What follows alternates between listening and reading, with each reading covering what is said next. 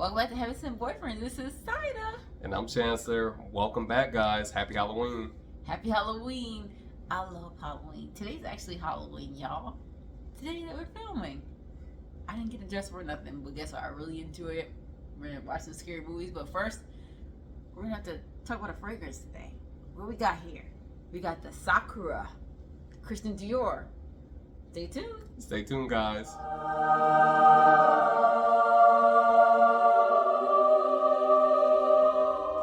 So it's been a while since we filmed, and thank you guys for staying patient with us. Actually, we got to go out to a haunted house for the first time in years for me, and probably for you too, huh, Sahida? Yeah. So a couple of nights ago, we checked out our local haunted house, and we had so much fun. It was I like the animatronics and just like the essence of which, you know, all the scare actors, and then just the propping, the staging, everything that captures, man. So do you guys kind of go out to haunted houses or what? Absolutely. And you know what, like, yeah, we just enjoy, you know, the thing is, it's not about being scared out of your wits, you know, like, well, I would hope not, you know, I could be scared out of my wits if I want to, but it's still the atmosphere and like the energy the actors put into it and like the props. It was really a lot of fun. Maybe you should check out a haunted house. You still got time. They got usually go until early November, so. Hey, or what do you guys like to do for Halloween? But that's not why we're here today. Sahida, why are we here today? Yeah, for the Sakura Christian Dior. So now, you may remember our Sample Sniff Saturday, where we did a whole bunch of samples from Christian Dior Privée line. And I reviewed Sakura. I had a sample of it because I ordered another fragrance. I believe it was Belle du Jour. And they gave me you know, those 10 milliliter or 7.5 milliliter samples.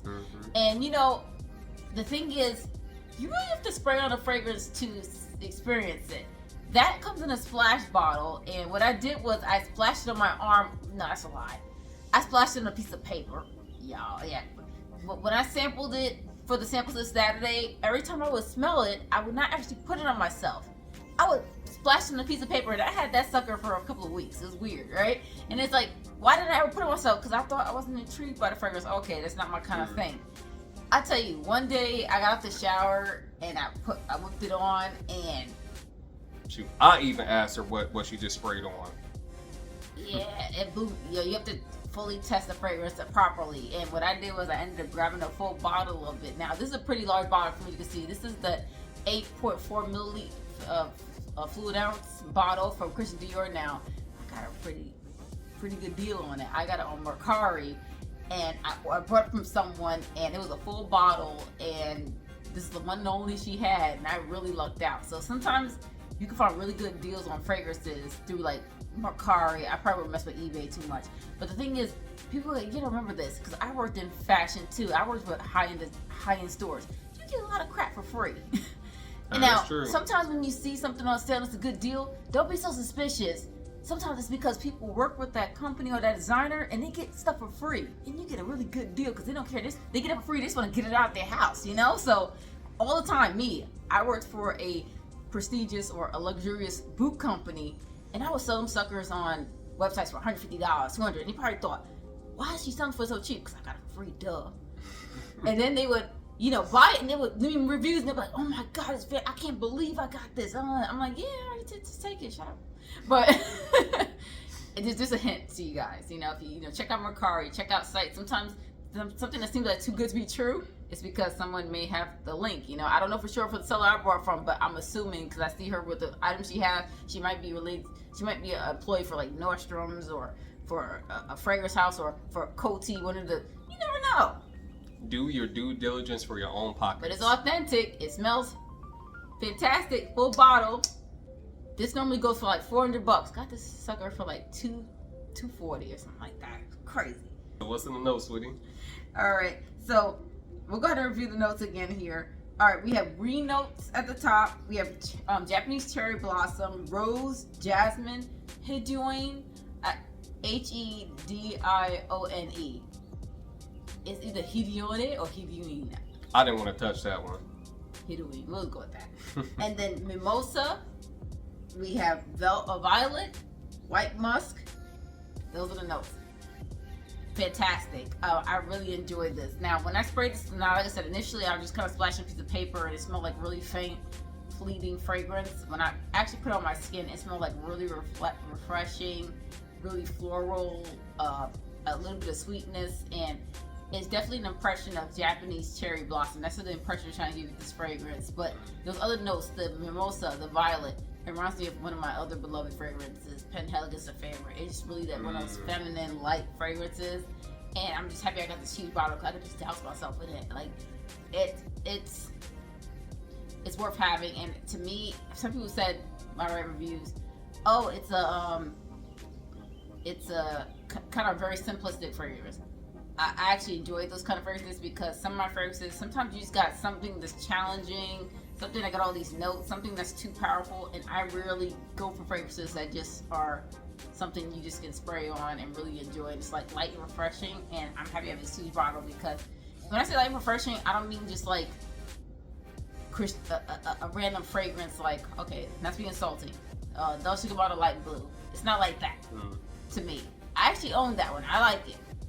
But it's not like that to me. This is like a special everyday fragrance, and because I have this large bottle, I can just like wear it sparingly, so it's cool.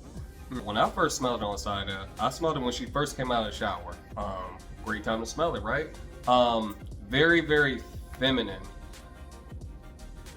Opens up with cherry blossoms, obviously, you know, Sakura, that's going into, you know, the cherry blossoms and things like that, the Japanese.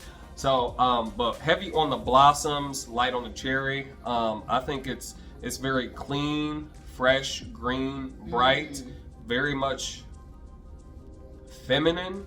And sometimes I could kind of go back and forth, you know. Sometimes I think that I could get away with wearing some sort of feminine fragrances and it still be cool on me. This is not one of those ones. This is leaning heavy on the feminine. It's very demure. It's not cloying. It's really, really nice on, you know, feminine frame. It's not one of those beast mode fragrances. It's not going to announce itself before you see the person. You know, it's very demure. If it was a person, it would be the person that reads the room, but they're not screaming for attention. You know what I mean? They're kind of back in the cut. They're observing the crowd, the audience, you know, who they want to speak to, you know, who's moving certain ways. But they don't announce, this doesn't announce itself like that. And I think that's one of the things that I like about it. Right, but it's still like something that you're going to notice and kind of like, what is that? It wasn't like you just smelled baby wipes. It's not invisible. It's not invisible. Yeah, you just smell baby wipes and just, it's like some random nice smelling.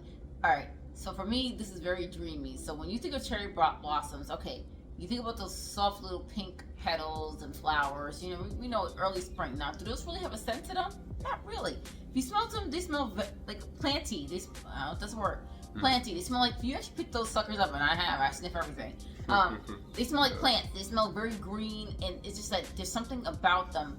Even though they don't smell like flowers, which you would think stereotypical flowers like rose, it's that softness, the softness of the petals, the velvetiness. It's almost like petal snowflakes.